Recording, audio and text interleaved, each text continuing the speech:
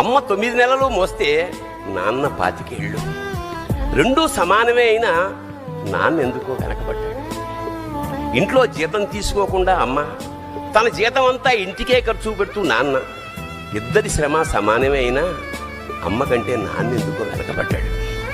ఏది కావాలి అంటే అది వడ్డీ పెడుతూ అమ్మ, ఏది కావాలంటే అది కొని పెడుతూ నాన్న, ఇద్దరి ప్రేమ సమానమే అయినా నాన్న ఎందుకో బాగా వెనకబడ్డాడు.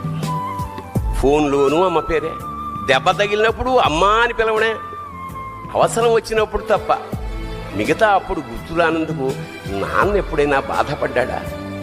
అమ్మకి అన్నో కొన్నో బంగారు నగలు, నాన్నకి బంగారం అంచున్న పట్టు పంచొకటి.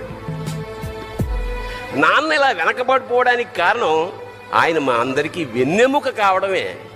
వెన్నెముక వెనక ఉండబట్టే కదా దన్నుగా నిలబడగలుగుతున్నాం. ఇదేనేమో నాన్న వెనకబడిపోవడానికి కారణం.